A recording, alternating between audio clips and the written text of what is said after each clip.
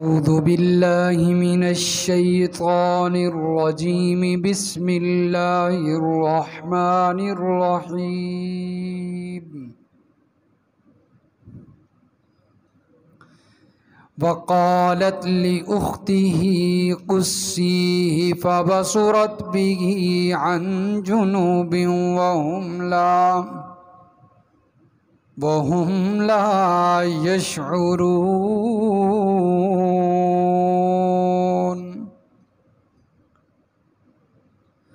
اور کہا موسیٰ علیہ السلام کی والدہ نے اپنی بیٹی اور موسیٰ علیہ السلام کی بہن کو، اس کے پیچھے پیچھے چلتی جاؤ، اس کے ساتھ ساتھ چلتی جاؤ۔ پس وہ چلتی گئی، ان سے چھپ کر وہ ساتھ ساتھ چلتی رہی، اور ان لوگوں کو اس بات کی خبر بھی نہ تھی۔ وَحَرَّمْنَا عَلَيْهِ الْمَرَاضِعَ مِن قَبْلُ فَقَالَتْ هَلْ أَدُلُّكُمْ، اور ہم نے روک رکھا تھا حضرت موسیٰ علیہ السلام پر دودھ پلانے والیوں کو اس سے پہلے۔ پس کہنے لگی حضرت موسیٰ علیہ السلام کی بہن، کیا میں تمہیں نہ بتلاؤں علی اہل بیت، ایسے گھر والوں کے بارے میں، یکفلونہ لکم، جو تمہارے لیے اس بچے کی کفالت کریں، پرورش کریں، وَهُمْ لَهُ ناصحون، اور وہ اس بچے کے لیے دل سے خیر خواہی کرنے والے ہوں گے۔ فَرَدَدْنَاهُ إِلَىٰ أُمِّهِ كَيْ تَقَرَّ عَيْنُهَا، پس ہم نے لوٹا دیا حضرت موسیٰ علیہ السلام کو ان کی ماں کی طرف، تاکہ وہ ٹھنڈی کریں اپنی آنکھیں ان کو دیکھ دیکھ کر، وَلَا تَحْزَنْ، اور غم میں نہ رہیں، غمگین نہ ہو جائیں جدائی کی وجہ سے۔ وَلِتَعْلَمَ أَنَّ وَعْدَ اللَّهِ حَقٌّ، اور تاکہ جان لیں بے شک اللہ کا وعدہ سچا ہوتا ہے۔ وَلَكِنَّ أَكْثَرَهُمْ لَا يَعْلَمُونَ، اور لیکن ان میں سے اکثر لوگ نہیں جانتے اس بات کو، یقین نہیں رکھتے اس بات پر۔ سبحان ربک رب العزت عما یصفون وسلام علی المرسلین والحمد للہ رب العالمین۔ اللہم صل علی محمد وعلی آل محمد کما صلیت علی ابراہیم وعلی آل ابراہیم انک حمید مجید۔ اللہم بارک علی محمد وعلی آل محمد کما بارکت علی ابراہیم وعلی آل ابراہیم انک حمید مجید۔ سورۃ القصص کی آیت نمبر 11، 12 اور 13 کی تلاوت کی گئی ہے۔ گزشتہ آیات میں اور گزشتہ درس میں اس واقعے کی تفصیل جو شروع ہوئی آپ نے سماعت فرمائی ہے کہ اللہ تبارک و تعالی نے کیسے حضرت موسیٰ علیہ السلام کو بچانے کا انتظام فرمایا اور ان کی والدہ کو الہام کیا، دل میں بات ڈالی کہ حضرت موسیٰ علیہ السلام کو صندوق میں ڈال کر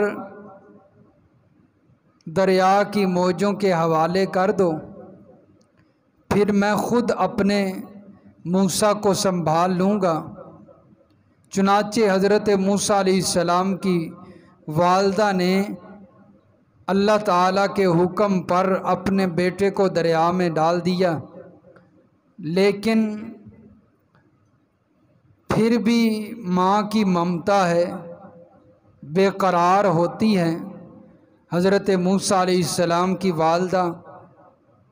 اور گزشتہ آیت میں آپ نے پڑھا کہ اللہ فرماتے ہیں کہ حضرت موسیٰ علیہ السلام کی والدہ جدائی میں اتنا بے قرار ہوئیں، قریب تھا کہ حضرت موسیٰ کے بارے میں بتا دیتی،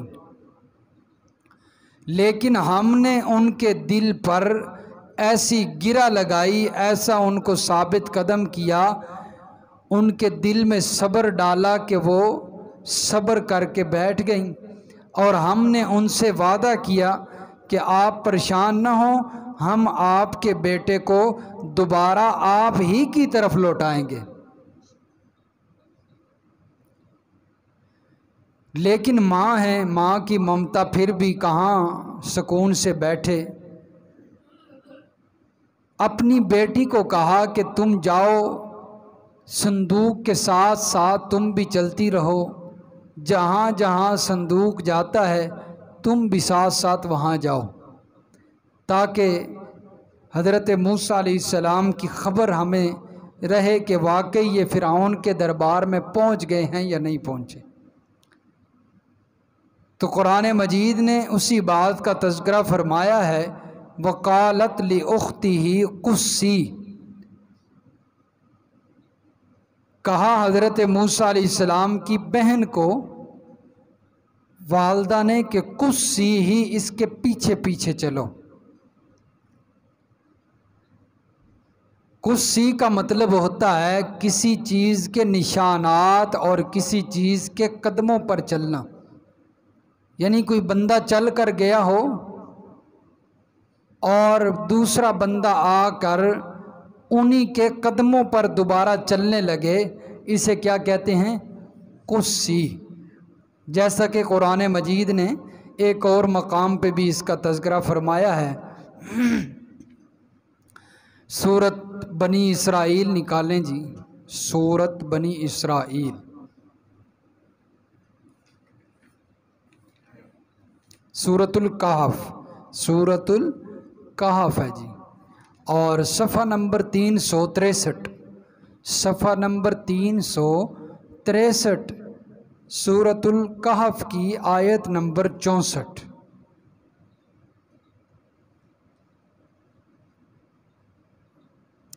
وہ حضرت موسیٰ علیہ السلام جس وقت حضرت خضر علیہ السلام سے ملنے کے لیے نکلے تھے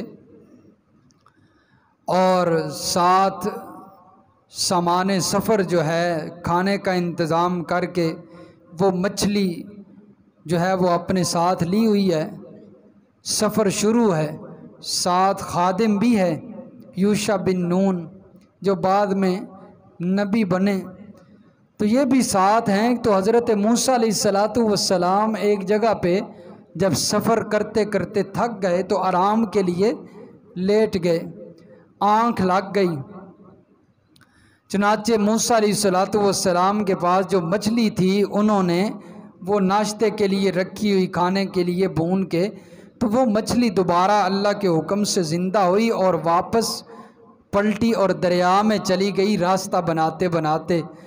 حضرت موسیٰ علیہ السلام کے خادم نے بعد میں بتایا، جب کھانے کا وقت ہوا تو حضرت موسیٰ علیہ السلام کو کہنے لگا کہ کھانا کیسے کھانا ہے، وہ مچھلی تو ہم سے پیچھے رہ گئی ہے، وہ تو وہیں پر چلی گئی تھی۔ تو حضرت موسیٰ علیہ السلام نے فرمایا تھا قال ذالک ما کنا نبغ، یہی تو وہ موقع تھا جس کی ہم کو تلاش تھی، جہاں ہم نے جانا تھا وہی جگہ تو ہے جہاں وہ مچھلی جو ہے وہ راستہ بنا کے چلی گئی ہے۔ فارتدا علی آثارہما قصصا، پس پلٹے وہ دونوں اپنے قدموں کے نشانات پر، قصصا نشانات ہیں، جہاں جہاں قدم لگے ہوئے تھے نا پہلے جب آ رہے تھے، انہی قدموں پر واپس دوبارہ پلٹے، انہی نشانات پر واپس پلٹے۔ تو حضرت موسیٰ علیہ السلام کی بہن بھی اس کے بارے میں بھی کیا تھا، قصی ہی، وہ پیچھے پیچھے چلی، یعنی بالکل جو ہے وہ حضرت موسیٰ کے ساتھ ساتھ چلتی رہی، دیکھتی رہی۔ فَبَصُرَتْ بِهِ عَنْ جُنُوب، اللہ فرماتے ہیں کہ وہ اس طرح چلتی رہی چھپ کر، عن جنوب، پہلو سے اپنی جو ہے وہ چھپ کر چلتی رہی تاکہ ان کو پتہ نہ چل جائے کہ پتہ نہیں یہ لڑکی جو ہے یہ ساتھ ساتھ آ رہی ہے، شاید یہ صندوق میں بچہ جو ہے اس کا تعلق اسی لڑکی سے ہو، اس کا کوئی جو ہے وہ بھائی ہو یا جو بھی ہو رشتہ دار ہو، اس لیے چھپ چھپ کر چلتی رہی تاکہ ان کو پتہ بھی نہ چلے۔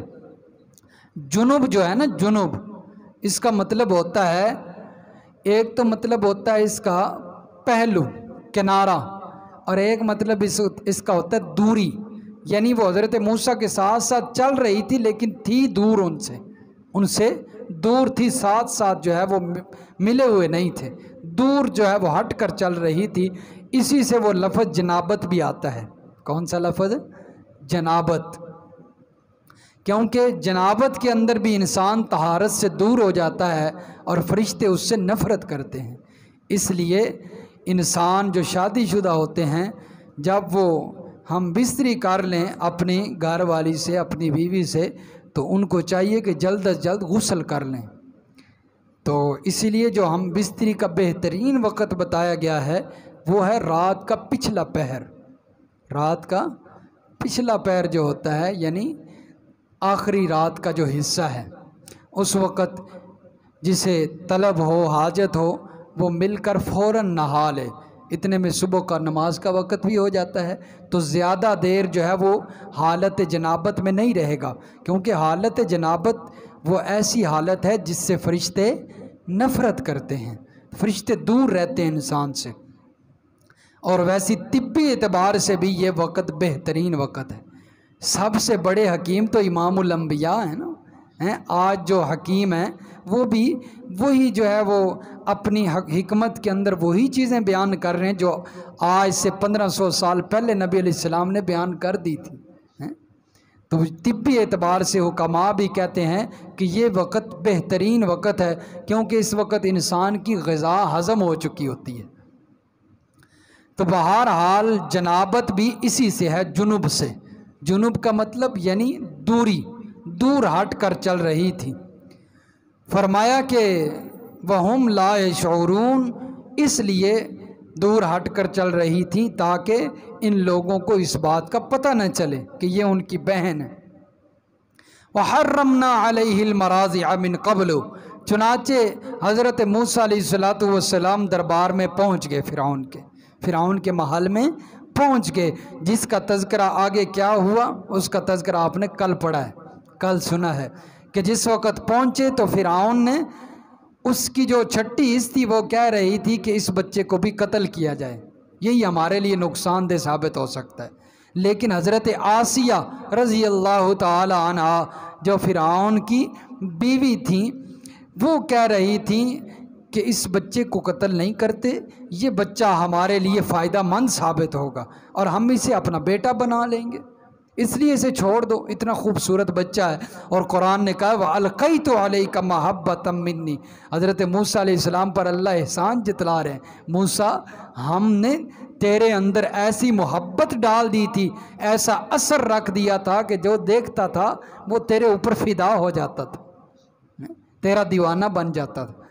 اس لیے فرعون نے بھی جب دیکھا، ادھر سے اس کا ذہن اور دماغ تو یہ کہہ رہا تھا کہ اس بچے کو قتل کیا جائے، لیکن جب اس بچے کو دیکھتا تو پھر دل نہ کرتا قتل کرنے پر، پھر کہتا چھوڑو۔ ادھر سے بیوی بھی آ گئی سامنے، وہ بھی کہہ رہی تھی کہ اس بچے کو چھوڑ دیجیے، پھر بیوی کی تو ماننی پڑتی ہے۔ تو اس لیے فرمایا کہ جس وقت وہ فرعون کے دربار میں پہنچے، اب وہ اللہ نے فرمایا تھا کہ موسیٰ کی ماں ان ارضعی، اسے دودھ پلاؤ، اب اتنا دودھ پلانا ہے کہ اس نے دریا میں سفر بھی کرنا ہے، پھر فرعون کے دربار میں بھی جانا ہے، ان کی آپس میں باتیں بھی ہونی ہیں، اتنا درمیان میں وقت آئے گا تو یہ جو ہے وہ بھوک برداشت کر لے، اتنا دودھ اسے پلا دو۔ لیکن جب وہ دودھ کا اثر ختم ہوا، اب حضرت موسیٰ علیہ السلام کو لگ گئی بھوک، اب روئے۔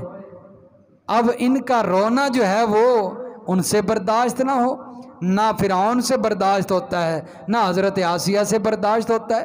دودھ پلانے والیاں بلائیں، مرضعہ، دودھ پلانے والی کو کیا کہتے ہیں؟ مرضعہ۔ دودھ پلانے والیاں آئیں، مختلف جگہوں سے آئیں، لیکن اللہ فرماتے ہیں وَحَرَّمْنَا عَلَيْهِ الْمَرَاضِعَ، ہم نے اس سے پہلے حضرت موسیٰ علیہ السلام پر ان دودھ پلانے والیوں کو حرام کر دیا تھا۔ یہ حرمت شرعی حرمت نہیں ہے، جس طرح ایک چیز حرام ہو جاتی ہے، اب خنزیر حرام ہے نا، یہ شرعی حرمت ہے۔ یہ حرمت تکوینی تھی، یعنی حضرت موسیٰ علیہ السلام کے منہ کے ساتھ وہ اپنا جو ہے وہ دودھ پلانے کے لیے سینہ لگاتی، لیکن حضرت موسیٰ منہ ہٹا لیتے، اپنا منہ پیچھے کر لیتے، یہ حرمت مراد ہے، یعنی دودھ نہیں پیتے تھے ان کا۔ تو فرمایا کہ ہم نے اس سے پہلے ہی حضرت موسیٰ پر جو ہے وہ دودھ پلانے والیوں کو روک رکھا تھا، تو انہوں نے اب پریشان ہیں، دودھ بھی نہیں پی رہے۔ اگر دودھ نہیں پیتے تو حضرت موسیٰ علیہ السلام بھوکے رہ رہ کے فوت ہو جائیں گے، تو ان کی پریشانی جو ہے وہ بڑھ گئی۔ تو جس وقت حضرت موسیٰ علیہ السلام کی بہن ساتھ کھڑی یہ معاملہ دیکھ رہی ہیں، اس سے معلوم ہوتا ہے کہ حضرت موسیٰ علیہ السلام کی بہن کا پہلے بھی دربار میں آنا جانا لگا ہوا تھا، جو وہ کھڑی ہو کر یہ معاملہ دیکھ رہی ہیں، لیکن ان سے کوئی پوچھتا نہیں ابھی کیوں کھڑی ہیں یہ۔ فرمایا کہ حضرت موسیٰ علیہ السلام کی بہن دیکھتی رہیں یہ معاملہ، اب موقع کی تلاش میں تھی، کوئی موقع ہاتھ میں آئے اور میں بات کروں۔ چنانچہ یہ موقع حضرت موسیٰ علیہ السلام کی بہن کے ہاتھ میں آیا، انہوں نے کہا کہ فقالت هل ادلکم علی اہل بیت، کیا میں تمہیں ایک ایسے گھر والوں کے بارے میں نہ بتاؤں جو اس کی کفالت کریں گے، جو اس کو سنبھالیں گے، وَهُمْ لَهُ نَاصِحُونَ، اور وہ اس کی خیر خواہی بھی کریں گے، وہ اس کی خیر خواہی بھی کریں گے، اس کے لیے خیر خواہ ثابت ہوں گے۔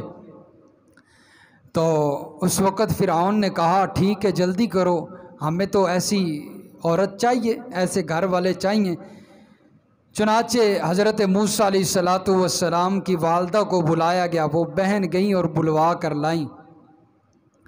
حضرت موسیٰ علیہ السلام کی والدہ جب آئیں تو حضرت موسیٰ علیہ السلام کو دودھ پلانے لگیں، حضرت موسیٰ علیہ السلام فوراً دودھ پینے لگ گئے، فوراً دودھ پینا شروع کر دیا۔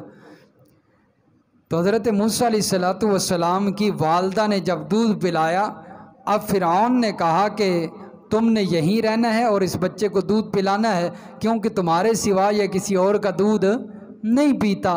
حضرت موسیٰ علیہ السلام کی والدہ نے کہا بھئی میں کیوں یہاں پر رہوں، میرے اور بھی بچے ہیں، میں نے ان کی کفالت بھی کرنی ہے، میں نے ان کا خیال رکھنا ہے، اس لیے میں اس بچے کو دودھ پلاؤں گی، لیکن اپنے گھر ساتھ لے کر جاؤں گی، وہیں پر دودھ پلاؤں گی، کیونکہ یہاں پر رہ کر میں دودھ نہیں پلا سکتی، میرے اور بھی بچے ہیں، گھر والے ہیں۔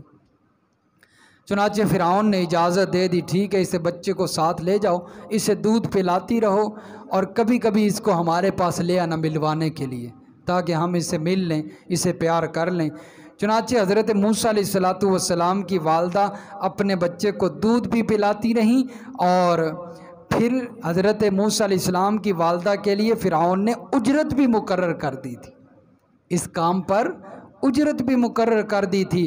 نبی علیہ السلام نے فرمایا جو بندہ کوئی چیز تیار کرتا ہے اس میں خیر کی توقع رکھتا ہے، بھلائی کی توقع رکھتا ہے، اللہ تعالیٰ اس کے لیے فرمایا کہ ایسا بندہ موسیٰ کی والدہ کی طرح ہے کہ اللہ تعالیٰ اس کے لیے جو ہے وہ خیر اور بھلائی اس میں فرما دیتے ہیں۔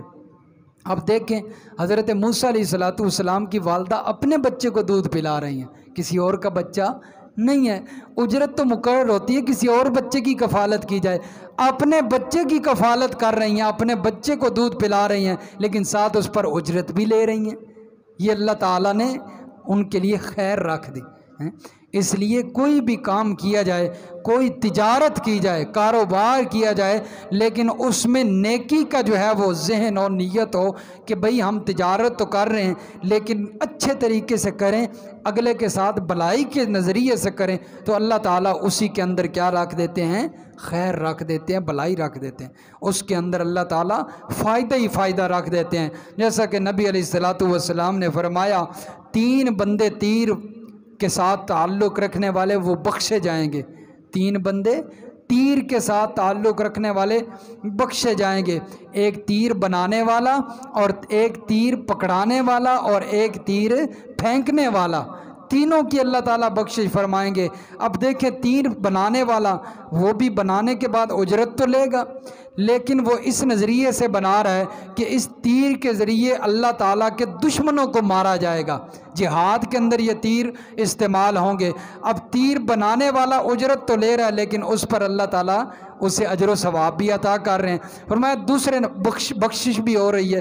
دوسرے نمبر پر فرمایا تیر پکڑانے والا، تیسرے نمبر پر فرمایا جو تیر پھینکنے والا ہے، کام کر رہے ہیں لیکن اللہ تعالیٰ اسی کی وجہ سے ان کی بخشش فرما رہے ہیں۔ اس لیے کوئی بھی کام کیا جائے تو اس کے اندر اگر انسان کا نظریہ اور نیت نیکی والی ہو تو اللہ تعالیٰ اس کام کے کرنے پر بھی اجر و ثواب عطا فرماتے ہیں۔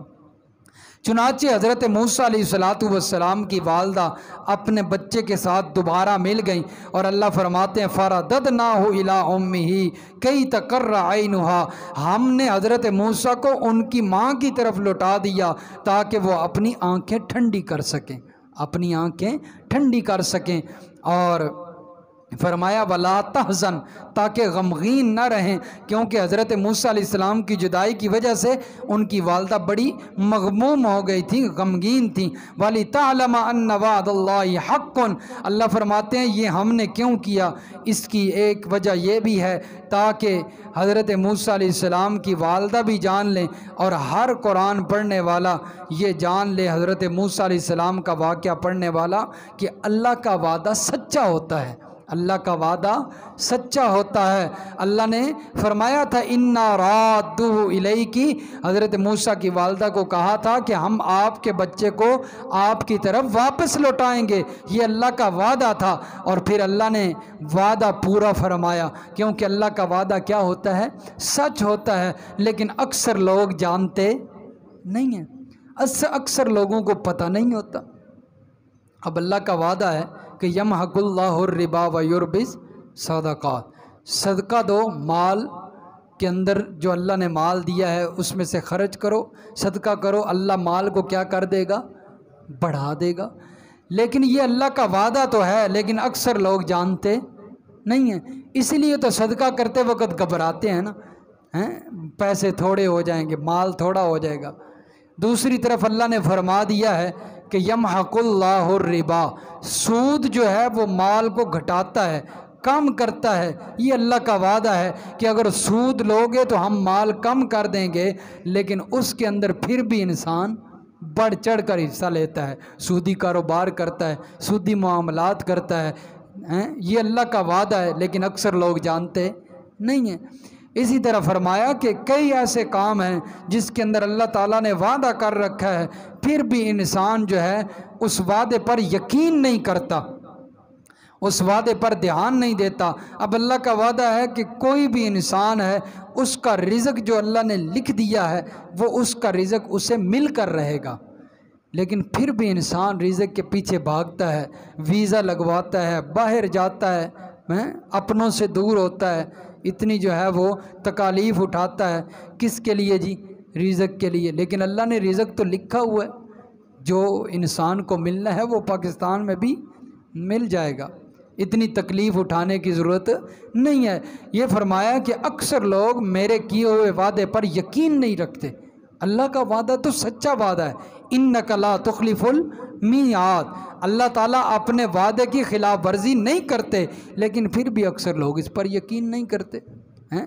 اللہ تعالیٰ سورۃ البقرہ میں کیا فرماتے ہیں؟ انسان کی چاہت اور ہوتی ہے، لیکن اللہ فرماتے ہیں کہ میں انسان کے حق میں وہ کرتا ہوں جو میرے بندے کے حق میں بہتر ہوتا ہے۔ ذرا دیکھیے حوالہ میں دکھا دیتا ہوں، سورۃ البقرہ۔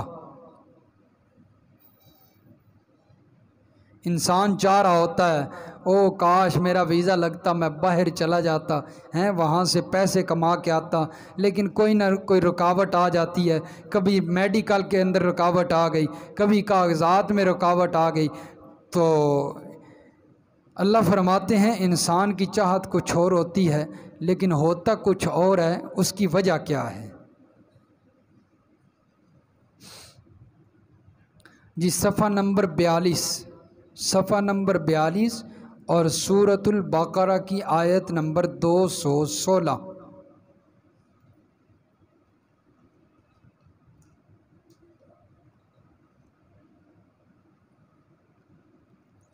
صفحہ نمبر 42 سورۃ البقرہ کی آیت نمبر 216۔ فرمایا کتب علیکم القتال وہو کرہ لکم، فرض کر دیا گیا تم پر جہاد، جہاد تم پر فرض کر دیا گیا، وہو کرہ لکم، اگرچہ وہ تمہارے طبیعتوں کو ناپسند گزرے، گراں معلوم ہو۔ جہاد کے اندر لڑنا پڑتا ہے، انسان کی جان جانے کا جو ہے وہ اندیشہ ہوتا ہے۔ فرمایا کہ جہاد تم پر فرض کر دیا گیا ہے اگرچہ تمہیں ناپسند لگے۔ وَعَسَىٰ أَن تَكْرَهُوا شَيْئًا وَهُوَ خَيْرٌ لَكُمْ، شاید کہ جس چیز کو تم ناپسند کرتے ہو اللہ تعالیٰ نے وہ تمہارے لیے بہتر بنائی ہو۔ جس چیز کو تم ناپسند کرتے ہو شاید کہ وہ تمہارے لیے بہتر ہو۔ وَعَسَىٰ أَن تُحِبُّوا شَيْئًا وَهُوَ شَرٌّ لَكُمْ، شاید کہ جس چیز سے تم محبت کرتے ہو وہ تمہارے لیے بری ہو، وہ تمہارے لیے بری ہو۔ انسان کا ذہن ہوتا ہے میری فلاں جگہ پر شادی ہو جائے، وہ میری محبوبہ ہے، میں اس سے بڑی محبت کرتا ہوں۔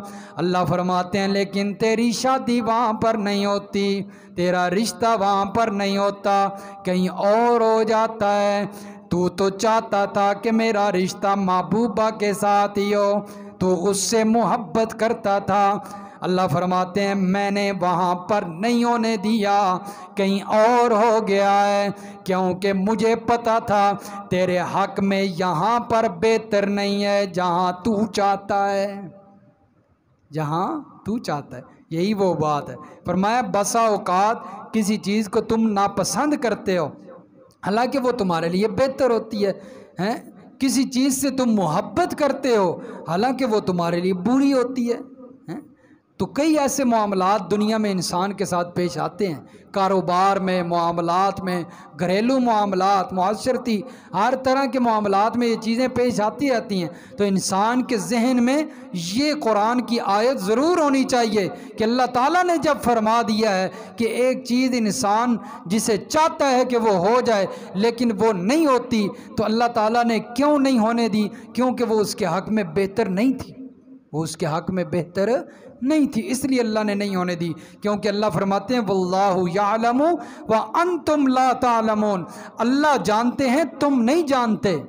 اللہ جانتے ہیں تم نہیں جانتے۔ اس لیے میرے دوستو اللہ کا وعدہ سچ ہوتا ہے لیکن ہمیں یقین نہیں آتا اس پر، اس لیے تو ہم اللہ کی نافرمانیوں میں پھر وقت گزارتے رہتے ہیں۔ اس لیے قرآن مجید میں اللہ نے جو وعدے فرمائے ہیں وہ حق ہیں اور سچ ہیں، آنکھیں بند کر کے اس پر جو ہے وہ عمل کرنا شروع کر دیں۔ آج ہماری حکومت قرآن کیوں نہیں نافذ کرتی، قرآن پر عمل کیوں نہیں کرواتی؟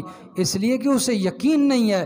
وہ کہتے ہیں کہ اگر ہم نے سودی کاروبار سے، یہ جو سودی معاملات ہیں اس سے بائیکاٹ کیا، IMF اس سے بائیکاٹ کیا تو ہماری معیشت کمزور ہو جائے گی۔ لیکن اللہ فرماتے ہیں جب تک کسی قوم کے اندر سود رہتا ہے اس کی معیشت کبھی طاقتور نہیں بنتی۔ سود ختم کرو، آج تمہاری معیشت بحال ہو جائے گی۔ سود سے تعلق ختم کرو، سود سے بائیکاٹ کرو، آج تمہاری معیشت بحال ہو جائے گی۔ جب تک سود سے بائیکاٹ نہیں ہوگا اس وقت تک ہماری معیشت اوپر نہیں آ سکتی۔ اسی طرح باقی بھی معاملات ہیں۔ قرآن کا قانون ہے کہ جب کوئی بندہ چوری کرے اللہ کا وعدہ ہے کہ اس کا ہاتھ کاٹ دو، پھر دوبارہ کوئی چوری نہیں کرے گا۔ لیکن اللہ کے وعدے پر یقین نہیں ہے، اس لیے چور چوری کرتا ہے اس کا ہاتھ نہیں کاٹا جاتا تو اسے اور زیادہ جو ہے وہ طاقت ملتی ہے، اسے اور زیادہ جرت ملتی ہے، وہ اور چوریاں کرتا ہے۔ اللہ نے فرمایا ہے کہ جو بندہ کسی کو قتل کرے قصاص میں اس کو قتل کر دو، میرا وعدہ ہے کہ اس کے اندر تمہارے لیے زندگی ہے۔ ایک دفعہ قصاصاً دوسرے کو قاتل کو قتل کیا جائے گا، پھر کوئی کسی کو قتل کرنے کی جرت نہیں کرے گا، لیکن قتل نہیں کیا جاتا، قصاص والا قانون نافذ نہیں کیا جاتا۔ اس لیے تو آج ہر دوسرے دن جو ہے وہ قتل کی خبر آئی ہوتی ہے۔ اس لیے جو اللہ نے وعدے کیے ہوئے ہیں ان پر عمل کیا جائے تو اللہ تعالیٰ جو ہے وہ اس میں انسان کے لیے بلائیاں رکھتے ہیں۔ اللہ سمجھ نصیب فرمائے، عمل کی توفیق عطا۔